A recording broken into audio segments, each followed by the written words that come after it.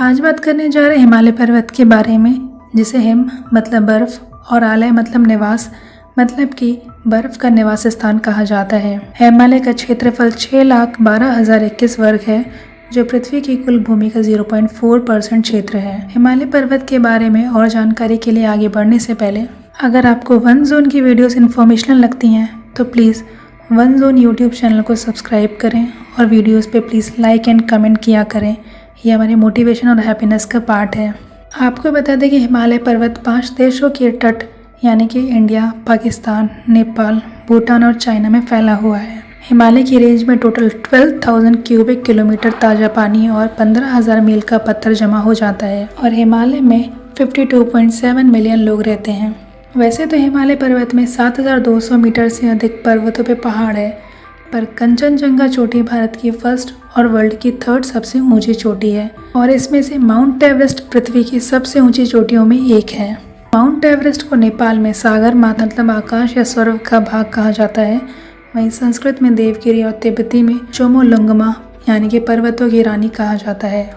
वैसे तो हिमालय में कई ऐसे स्थान हैं जो रहस्यों से भरे हुए हैं। इन रहस्यों के बारे में अभी तक वैज्ञानिक भी पता नहीं लगा पाए हैं। ऐसे ही हिमालय में एक रहस्यमय झील है जिसका नाम गुरु डोंगमार झील है। इंडिया के one of the highest lakes में एक है जो 5,425 मीटर की ऊंचाई पे सिक्किम में स्थित है। इसे बौद्धों, सिखों और हिंदुओं का पवित्र स्थान माना जाता है।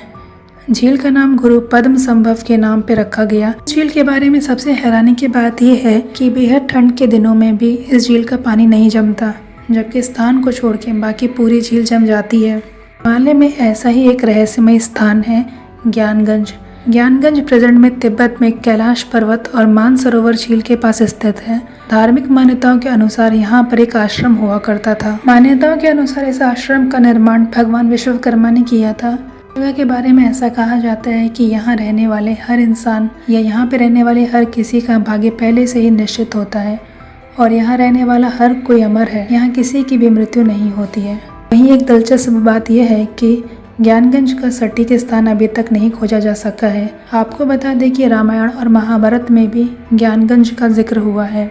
यदि बौद्ध धर्म की बात करें तो बुद्धिस्ट ऐसा मानते हैं कि भगवान बुद्ध ने अपने आखिरी दिनों में कालचक्र के बारे में ज्ञान यहाँ से प्राप्त किया था। वहीं तिब्बत में इस स्थान को शंभाला कहा जाता है, जिसका मतलब है खुशियों का स्रोत।